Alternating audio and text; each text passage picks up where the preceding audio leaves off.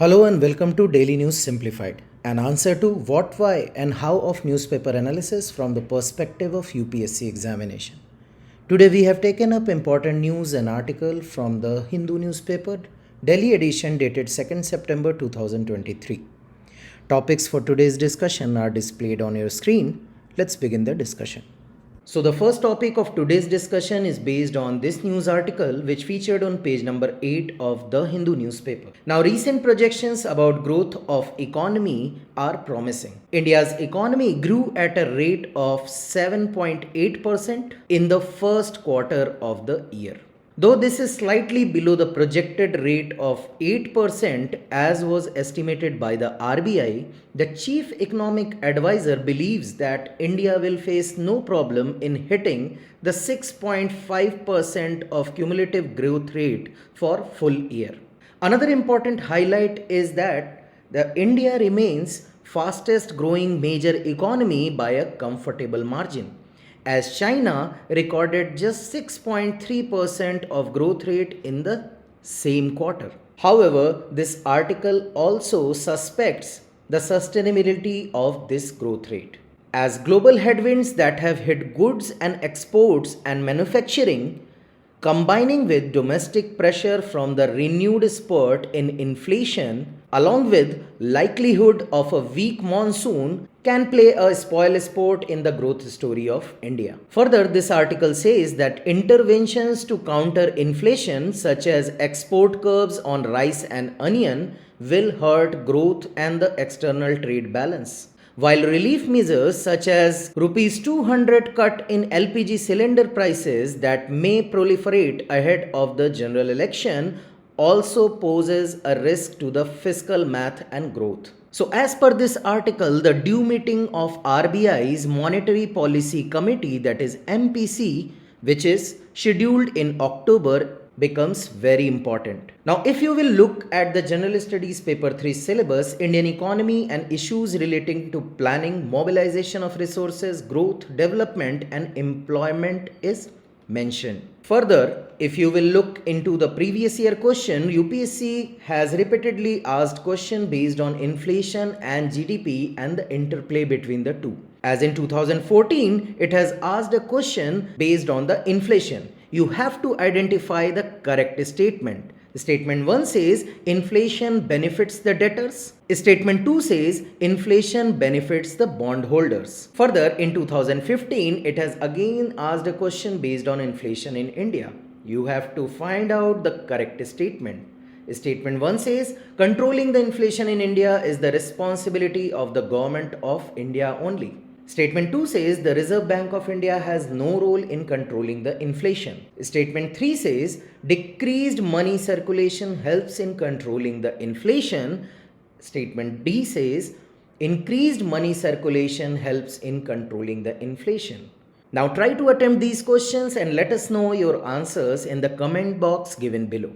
Moving further to the mains examination, UPSC in 2019 has asked a question that do you agree with the view that steady GDP growth and low inflation have left the Indian economy in good shape?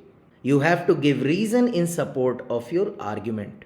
So as the main concern with the sustainable growth or the sustainable growth rate is related to inflation, we will cover key terms related to inflation. We will also look into various facets related to inflation. Further, we will look into what is inflation targeting, what are its benefits and challenges, and we'll conclude this discussion by discussing some way ahead. So let us begin our discussion.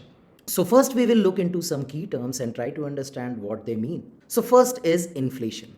Now, inflation refers to rise in the prices of goods and services of daily or common use, such as food, clothing, housing, recreation, transport, consumer staples, etc. Inflation measures the average price change in a basket of commodities and services over time. Certain commodities are taken into account and the average price change in those commodities are calculated with reference to a base year. Now, based on this calculation, inflation rates are decided. Now, there is a phenomenon which is opposite and rare to that of the inflation. where price index of the same basket falls, and it is known as deflation. Now, inflation is indicative of the decrease in purchasing power of a unit of country's currency, and this is measured as percentage. And how the purchasing power depreciates? Let's understand this with an example. Now, suppose your monthly expenses include 5 different items which cost you around 100 rupees. Now, in very next month, the same 5 items are costing you around 110 rupees. Now, this rise in price might be attributed to rise in price of any of these 5 commodities. So either you will drop that item from your bucket list, or you are going to spend 10 rupees extra for purchasing the same item so that your basket completes. So this rise in price disturbs your purchasing power, and the value of your currency, that is in 100 rupees in previous month you were able to buy 5 items, while with the same 100 rupees you are not able to buy the same item. And that is why it is said that currency loses its purchasing power, stagflation. It is a situation characterized by slow economic growth and high unemployment, and it is also accompanied by inflation. Now, next term is skewflation. When inflation, that is general price rise over a sustained period of time, is skewed to one or a small group of community, that situation is termed as skewflation, because inflation is not distributed evenly to every item in the basket, but it is limited to a small group of commodities. Then you will call it a skewflation. Now, galloping inflation is a very high inflation running in the range of double digit or triple digit. That is, as you already know, inflation is calculated in percentage. When inflation reaches to double digit, for example, say 20%, or triple digit, for example, say 200%, then you will call it as a galloping inflation.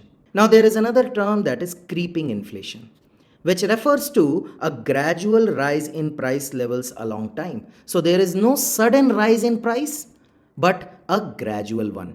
And it is often termed as good for the economy and also called as mild inflation. We will look into this aspect in later part of this discussion.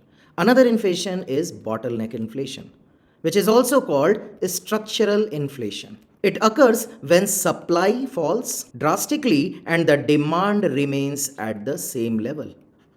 So let us dig deeper into the term inflation. We will look into what are the causes of inflation, what are its effects, who measures it, how it is measured, and what is the difference between headline and core inflation.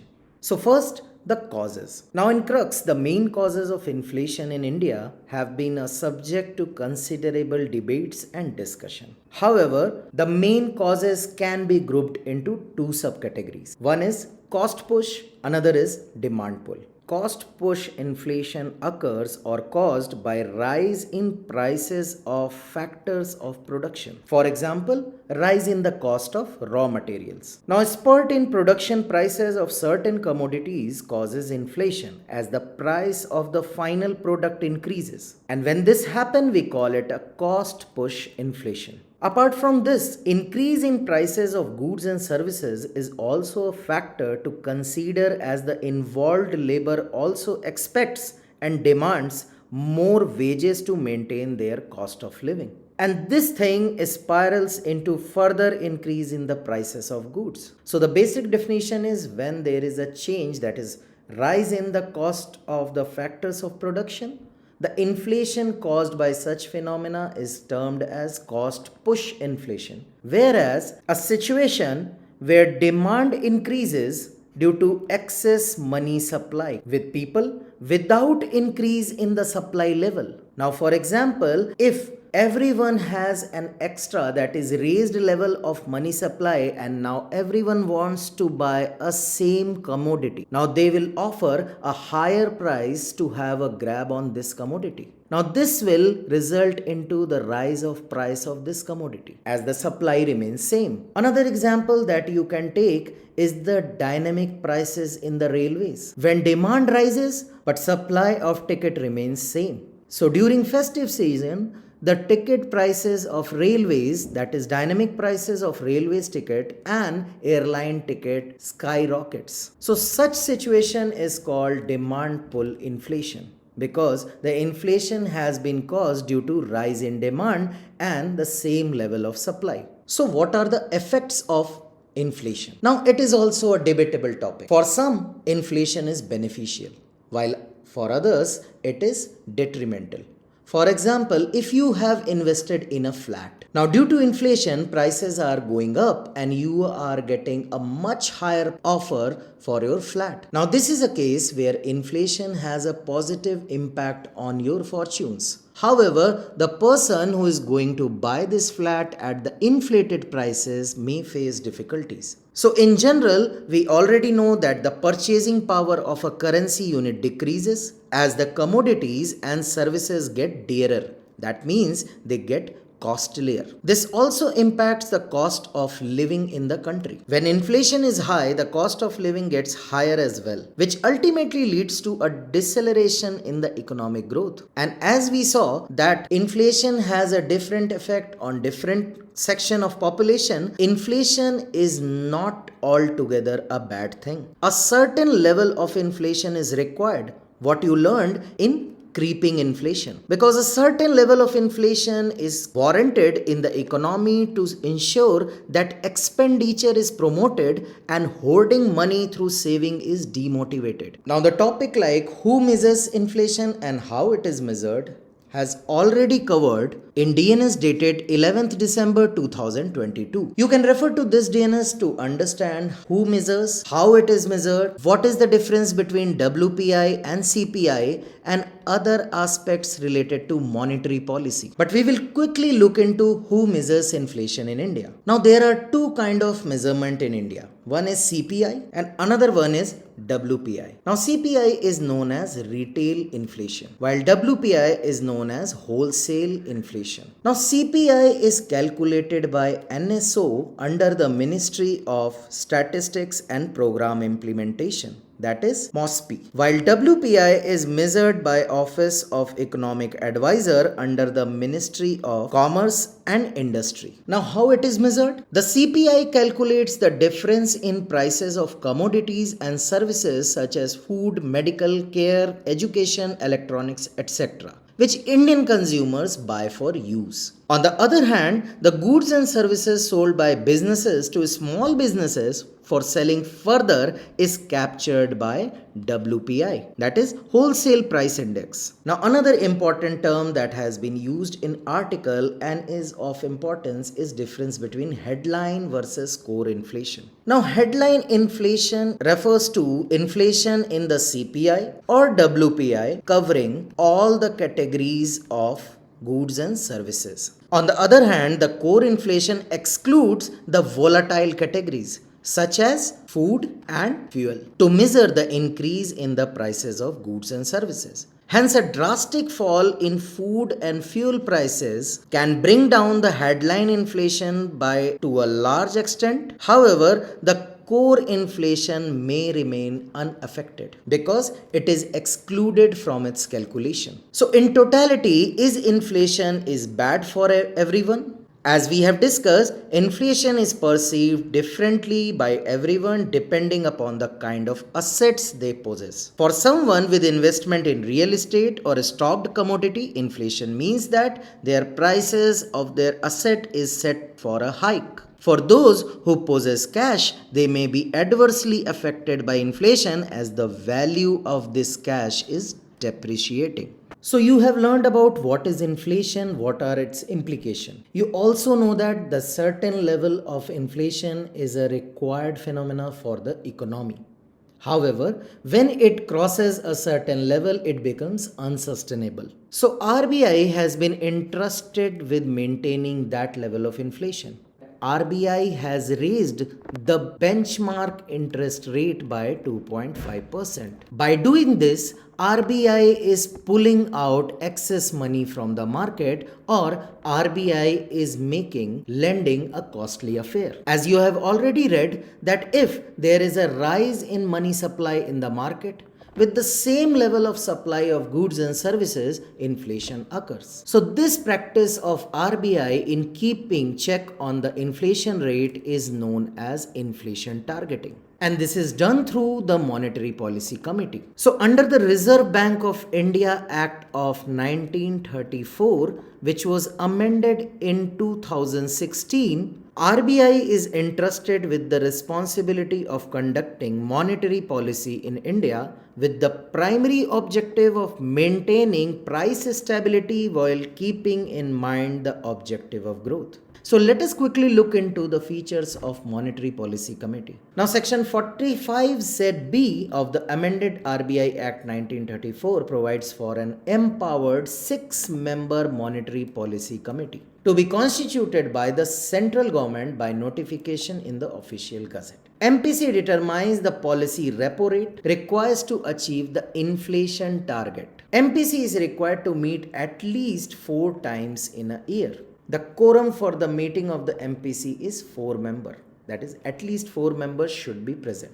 Each member of MPC has 1 vote, and in the event of an equality of vote, the governor has a second or casting vote. Each member of MPC writes a statement specifying the reasons for voting in favor of or against the proposed resolution. So now let us look into what is inflation targeting. It is a monetary policy framework wherein central bank of a country focuses only on maintaining rate of inflation within a target range. In case of India, inflation targeting was introduced through monetary policy framework agreement signed between RBI and Government of India in 2015. As per terms of the agreement, RBI's primary objective would be to maintain price stability while keeping in mind the objective of growth. RBI is required to maintain rate of inflation of 4% with a deviation of 2%, that is plus minus 2%. That is, upper limit is 6% and lower limit is 2%. That is, inflation should not go below this level and should not go up this level. And as we have seen in the news that core inflation as well as retail inflation has been persistently up and above this target of 6%. So let us look into the benefits of the inflation targeting and the challenges therein. So first is the enhanced transparency. Now explicitly mandated inflation targets bring in more amount of clarity and predictability with respect to rate of inflation and monetary policy formulation. It also promotes growth. And how it promotes growth? Because a high rate of inflation leads to decrease in purchasing power of currency. It reduces savings and investment rates. It increases unemployment and leads to overall decrease in the GDP growth. Further, high rate of inflation is accompanied by higher levels of fiscal and current account deficits, leading to an adverse effect on the macroeconomic stability of the country. Hence, low and moderate level of inflation would incentivize the investors to undertake investment in the economy, leading to promotion of higher growth and development. So, with this clarity and predictability, the growth targets can be achieved in a more prudent manner. Second benefit is autonomy and accountability of RBI. On one hand, RBI has been given complete autonomy in maintaining rate of inflation within mandated targets. On the other hand, it has also set an accountability to RBI. As in, when RBI fails to maintain inflation within the target, then it would be required to submit in writing the reason for its failure. Now, there are some empirical evidences also in favor of inflation targeting. It has been quite successful in some advanced economies such as United Kingdom and New Zealand, etc. These advanced economies have been able to maintain moderate rate of inflation for much longer time, leading to increased macroeconomic stability. So these were the benefits. Let us look into the challenges therein. First is it disregards multifaceted role of the RBI. In a developing country like India, it is not practical for central bank to focus exclusively on inflation without taking into account the larger developmental context. RBI needs to balance between growth, price stability as well as financial stability. Second challenge is there is no clear link between price stability and financial stability. Now for that, you have to refer to 2008's global financial crisis. Prior to this, advanced economies were able to maintain moderate rate of inflation for a long term, mainly due to adoption of inflation targeting. However, now 2008 global financial crisis has proved that price stability alone cannot lead to financial stability. An excessive focus of central bank on the price stability may lead to neglect of other crucial functions such as regulation, leading to the economic crisis. Now, there are empirical evidences which are against the inflation targeting in India. Because despite stable rate of inflation, Indian economy is facing challenges on multiple fronts. So this targeting is not that much beneficial in the Indian context. Another important reason is poor monetary policy transmission. Now, inflation targeting is more suited to developed economies, since monetary policy transmission in such economies is quite efficient. However, in the case of India, monetary policy transmission is quite inefficient, and this can in turn reduces effectiveness of inflation targeting. Another is it hinders GDP growth. To contain inflation, RBI would be required to increase the rate of interest by following contractionary monetary policy. However, such a policy would lead to increase in rate of interest on loans, leading to decrease in investment and consumption expenditure, leading to decline in GDP growth rate. Another important aspect is that this inflation targeting does not address supply side inflation, because this is required to moderate the prices of such commodities. So what is the way forward? Now, the post global financial crisis, the dominant view around the world is that of flexible inflation targeting rather than pure inflation targeting, which is more efficient for monetary policy formulation. Now, what is flexible inflation targeting? It says that role of central bank would depend on prevailing rate of inflation in the country. If rate of inflation is way off the target, primary emphasis of the central bank should be bringing the rate of inflation within an acceptable range. However, if the rate of inflation is within the range, central bank should focus on other core objectives. Thus, it is being said that central bank should focus on flexible inflation targeting rather than pure inflation targeting. Thus, there is need for greater debate around kind of inflation targeting that is being practiced in India. The next topic of today's discussion is inspired from this news which featured on page number 1 of the Hindu newspaper. Now, fresh discord surfaced between governors and elected governments in the non-BJP ruled states of West Bengal and Bihar. While West Bengal governor has decided to discharge the duties of interim vice chancellors of all the universities where full-time VCs are yet to be appointed, the Raj Bhavan of Bihar has asked VCs of state universities to take orders only from the governor. Now, a strained relation between the chief ministers and the governor on the issue of universities have also been witnessed in the state of Kerala and Tamil Nadu. Any confrontation between governor and the elected government of the state surmounts to the challenge pertaining to the federal structure of the country, as mentioned in GS paper 2 syllabus of the UPSC. So here in this discussion, we will understand the controversy, the laws pertaining to the appointment of chancellors, and important recommendations of Sarkaria and Punchi commissions. So let us begin our discussion. Now, before moving any further, let us understand that what does the Constitution of India says about this matter and what is the position taken by various state universities act. Now, Constitution of India is silent on the role of governor as chancellors of the state universities. While State Universities Act passed by respective state governments generally appoints governor as the chancellor of the state university by virtue of governor's office.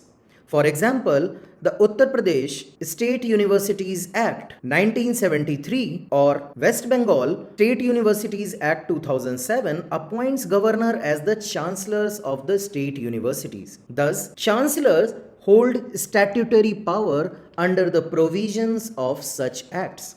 Now, before moving any further, let us understand the power vested with the office of Chancellor. Now, the Chancellor, by virtue of his office, is a head of university and is vested with following powers. He appoints the vice chancellors of various universities present in the state, that is, state universities. He also presides over the convocation of the state universities. He appoints nominees on various bodies like Senate, Syndicate, Board of Management, Selection Committee, or Academic Council of the state universities. He grants leave or institute disciplinary action and award penalties. He has power to hear representations of the employees as well as students. Now, he has the power to take the final decisions on the election disputes with regard to the representation in different bodies of the universities and managing committees of its colleges. The Chancellor also enjoys the power to nominate experts in the appointment of teachers of various categories in the university. He also convenes review meetings of vice chancellors and concerned ministries. Now, having seen the powers, we must look into the issues which are the primary cause of a strained relation between the governor and the elected government.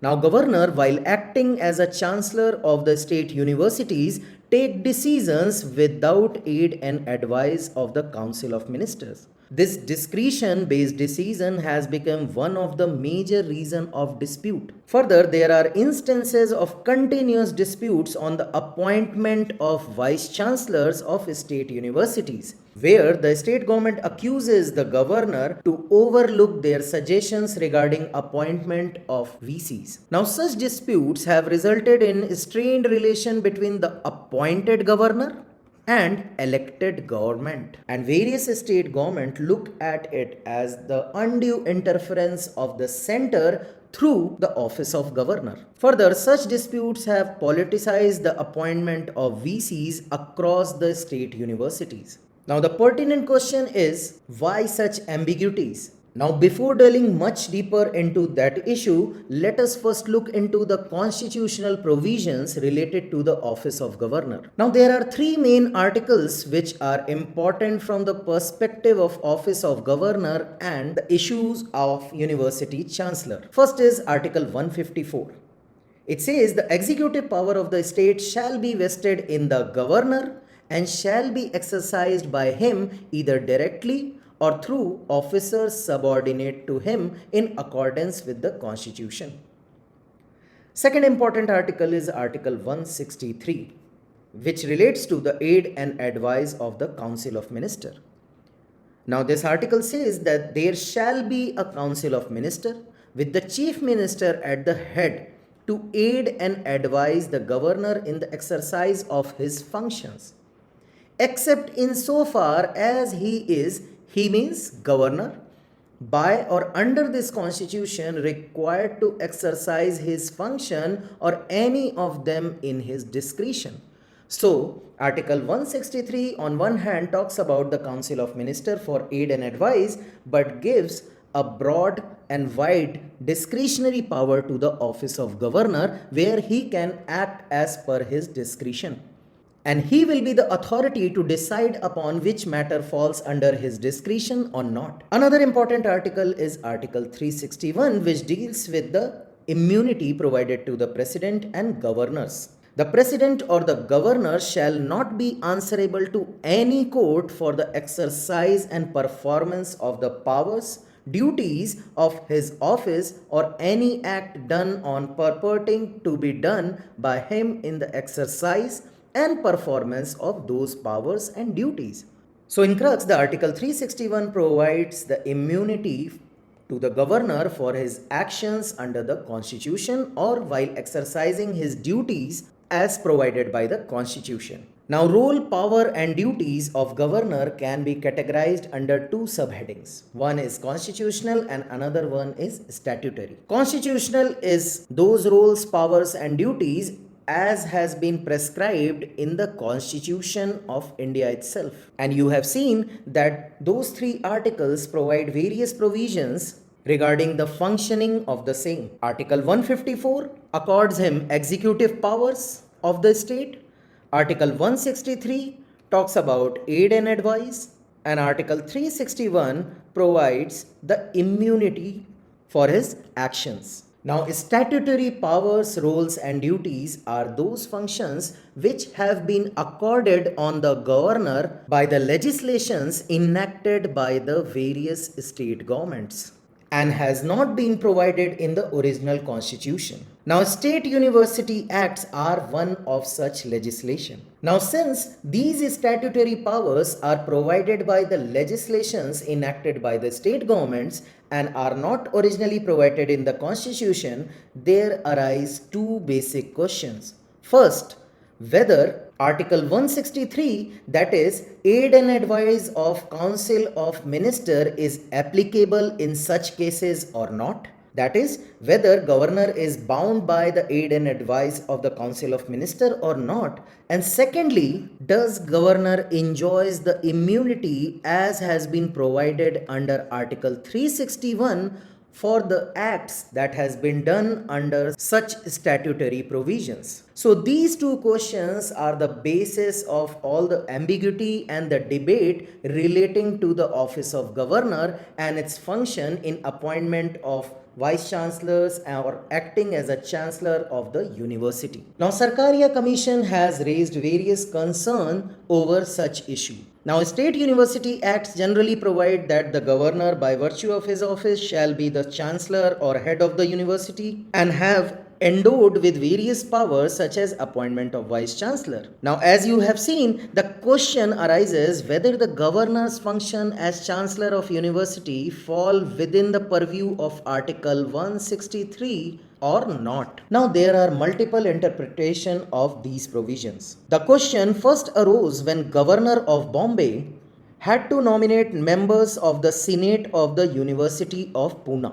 in consultation with the Vice Chancellor. Now, in this particular case, the Attorney General of India reportedly held that as Chancellor, the Governor was not bound to act on the aid and advice of his ministers. The position was later accepted by the Chief Minister of Uttar Pradesh as well, when a question arose about the role of governor as chancellor of universities of the state. Now, in contemporary scenario, the confusion lies in the different views of state governments. In some cases, state government accept the fact that governor, while acting as a chancellor, is not bounded by the aid and advice of the Council of Ministers, while some other state governments contest this fact. And they are of the view that governor, while acting as a chancellor, must act as per the advice of the Council of Ministers. So the problem is there is no uniform law or statute. Every state government has a different set of laws and provisions. Further, the first ARC, that is Administrative Reform Commission, in its report on state administration, recommended that the functions assigned to a governor by statute should be exercised by him in his discretion. The governor may consult the chief minister if he so wishes, but he should not be bound by the latter's advice. The commission surmised that the idea underlying the assignment of certain functions to the governors by the statute was to insulate them from any kind of political influence or interference. So here you can see, while first ARC recommends the preference of discretion, some state governments are holding views completely against such recommendations. Now, this ambiguity has again become a cause of conflict between Office of Governor and state government, as Minister of Education in West Bengal has accused governor of not consulting to the Council of Minister or the minister concerned before taking such decision, while the ministers in Bihar also are accusing the Raj Bhavan for taking decisions unilaterally. So what are the recommendations of Sarkaria commissions? Now, as we have discussed earlier, that governor role, power and duties can be bifurcated into two categories. Sarkaria Commission also bifurcated the governor role, power and duties into two categories.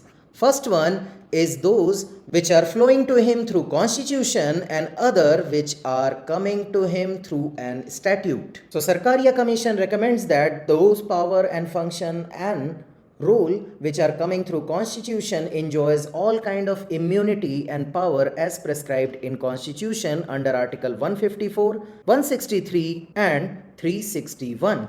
Whereas the other category of functions are those which a statute may confer on the governor, not in his capacity as governor but in a different capacity, that is in capacity of a chancellor. Now it has been held that the immunity given to the governor under article 361 does not extend to the exercise of powers and duties falling under statutory category. Now, secondly, Sarkaria Commission has said that the statutory function of the Chancellor do not fall within the purview of Article 154 subclause 1 and cannot be regarded as business of the government of the state under Article 166(3). So, the functions which are being performed under the statutory powers given by the state legislations are not considered as business of the government of the state, and the reason is given that chancellor is distinct from that of the governor. So the functions of governor as a chancellor will not fall under the purview of article 154. Further, Sarkaria Commission says the office of chancellor, even though held by the governor under a statute in an ex officio capacity, cannot be equated with the state. Sarkaria Commission further says that governor, even being an officer of the university, is not obliged to seek the advice of the state government in the matter of exercise of his functions, such as the appointment of VCs under Article 163 subclause 1. That is, he should not be bounded by the aid and advice given by the Council of Ministers in matters of appointment of Vice Chancellors. The same view, that is, governor is not bound by the aid and advice of the Council of Ministers, has been taken by the Andhra Pradesh High Court in M. Kiran Babu versus Government of Andhra Pradesh case. However, Sarkaria Commission says that governor as a chancellor must act based on the state laws. That is, the governor in his capacity as chancellor of university may possibly be required by the university statute to consult a minister mentioned in such statute on specified matters. In such cases, the governor may be well advised to consult the minister on other important matters also. However, there is no legal obligation for governor to necessarily act on any advice received by him. Now, Panchi Commission has an altogether different viewpoint on this issue.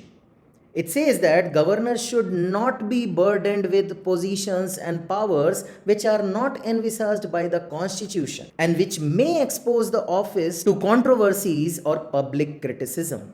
So Panchi Commission recommends that governors should not be given any statutory power altogether by the enactment of any state legislation. Commission further says that this will allow the governor to discharge the constitutional obligations fairly and impartially. Conferring statutory power on the governor by state legislatures have that potential and should be avoided. Further, it says that making the governor the chancellor of the universities and thereby conferring powers on him which may have had some relevance historically has ceased with change of times and circumstances.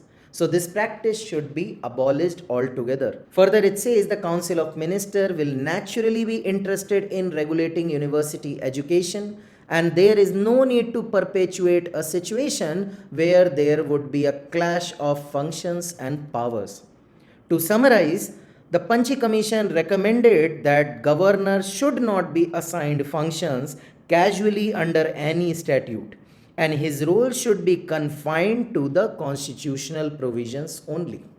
The next topic of today's discussion is based on this news article which featured on page number 4 of the Hindu newspaper. The Northeast Regional Center, that is NERC, of the Indira Gandhi National Center for the Arts staged Malti Meme, a multilingual play based on the life and the revolutionary zeal of the Mangri Orang, who was an Adivasi with roots in central India. The theatrical production was an initiative to showcase the life and contributions of the icons of the Northeast on the national stage. Now, this topic belongs to the GS Paper 1 syllabus, and UPSC has been persistently asking questions based on important uprising and tribal revolts. As in 2020, UPSC has asked this question, which says, with reference to the history of India, Uluglan or the Great Tumult is the description of which of the following events?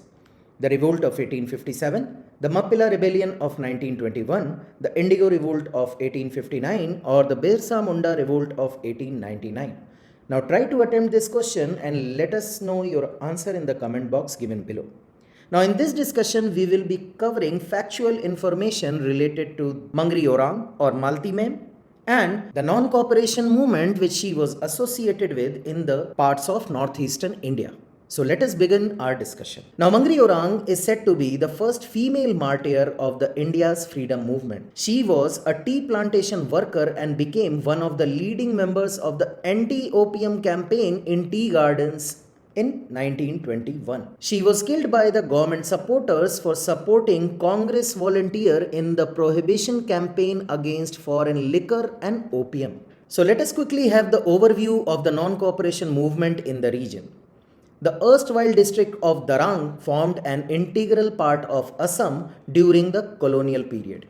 It has a long history of freedom struggle and has a larger share to the success of India's national war of independence. The non-cooperation movement was the first organized mass movement that the district had ever seen, and thus laid the ground for a strong mass agitation in the subsequent period.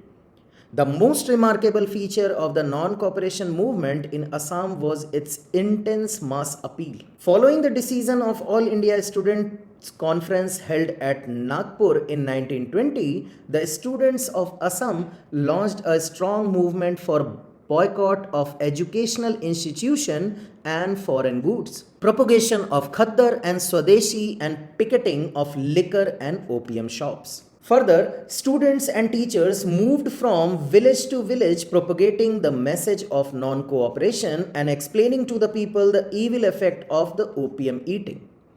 In Darang district, the movement was led by Chandranath Sarma and Lakshmidhar Sarma, who organized several meetings in places like Orang.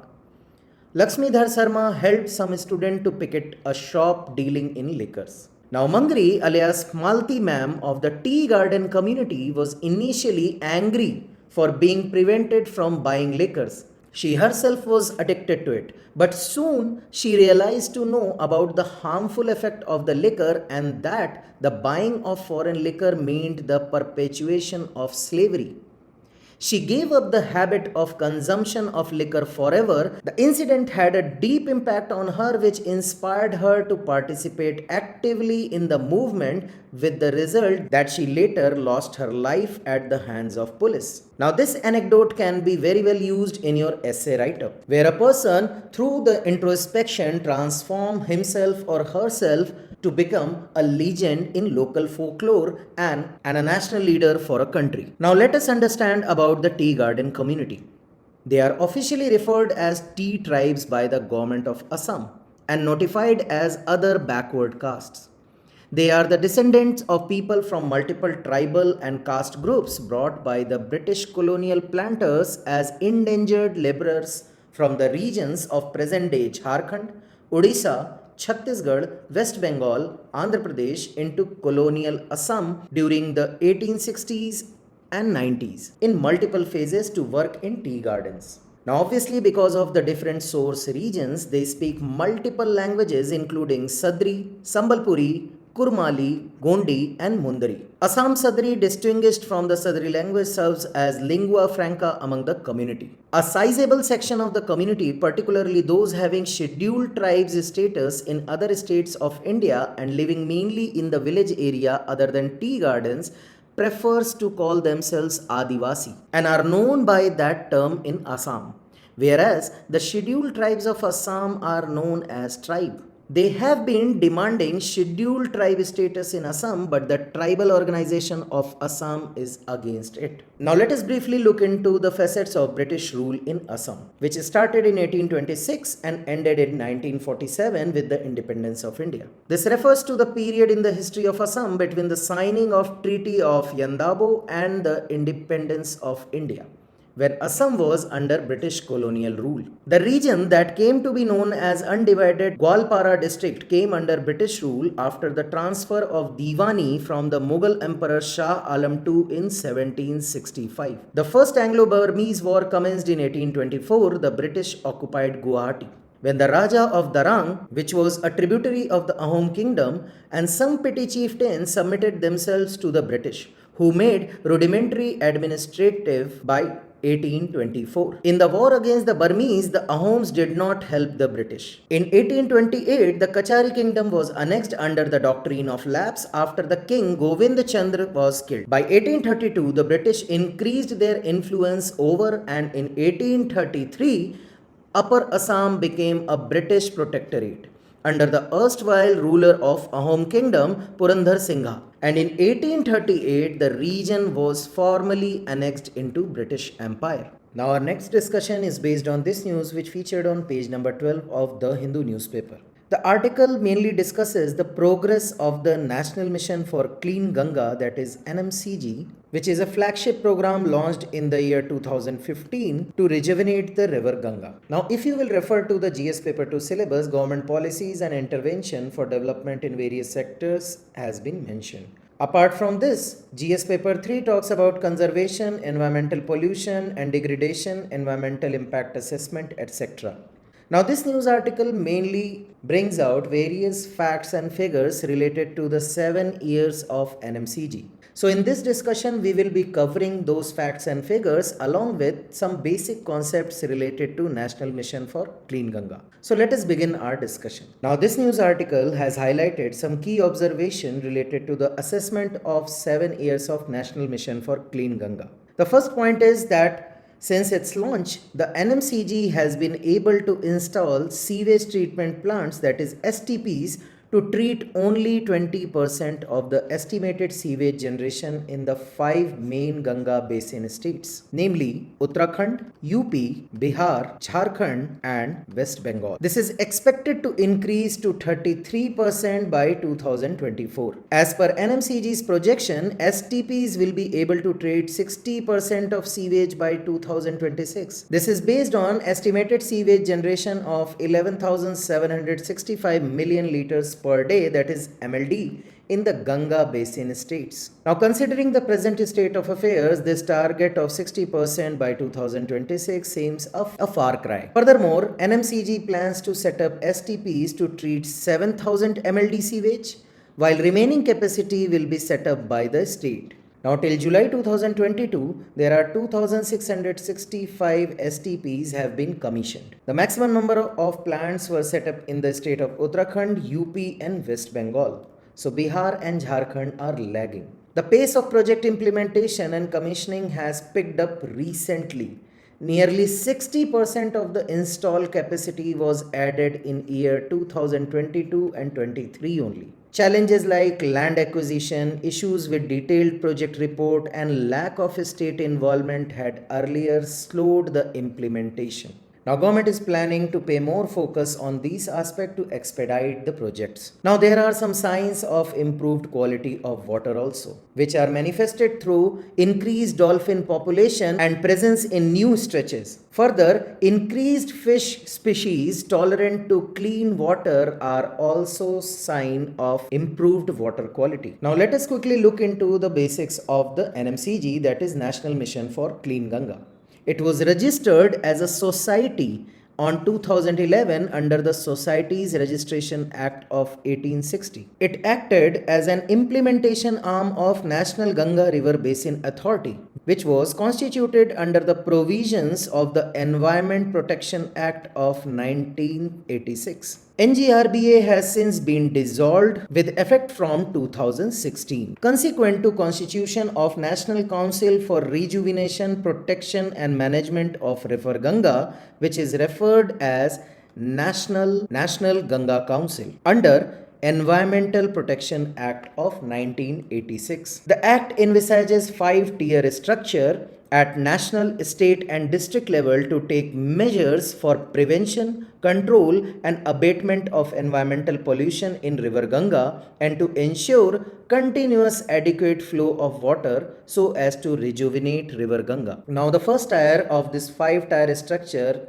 includes National Ganga Council under chairmanship of Honorable Prime Minister of India. Now at second level, Empowered Task Force on River Ganga under chairmanship of Honorable Union Minister of Jal Shakti, Department of Water Resources, River Development and Ganga Rejuvenation. At third level, National Mission for Clean Ganga, which is registered as a society, exists.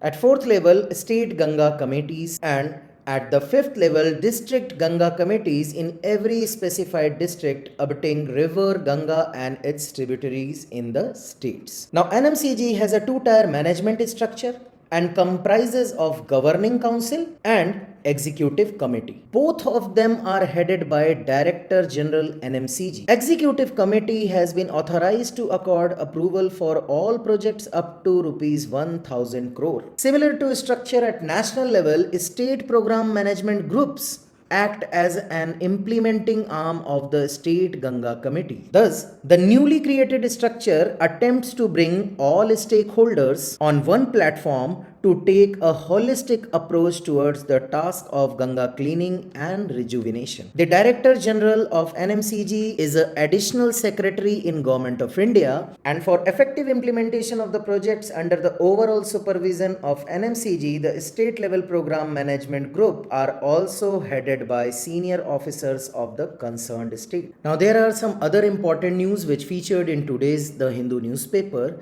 and has been already covered in previous editions of DNS. Like this news, which featured on page number 10 of The Hindu newspaper, talks about the recent statement made by the Pension Fund and Regulatory Development Authority, that is PFRDA, says that NPS withdrawal options are set to be eased. Now, various details and facets related to NPS and its comparison with the OPS has been covered in the DNS session dated 17th June 2023. Similarly, there is another important news that featured on page number 6 of the Hindu newspaper, which talks about the launch of the Aditya L1 mission. Now, Aditya L1 mission and details related to it have been covered in the edition of 29th August 2023. Now, lastly, there is another news which featured on page number 1 of the Hindu newspaper, which talks about the government panel which is to study the simultaneous polls to Lok Sabha and state assemblies. Now, topic of one nation and one election has been covered in DNS session of yesterday, that is 1st September 2023. So that's all for today. Stay tuned for more such updates.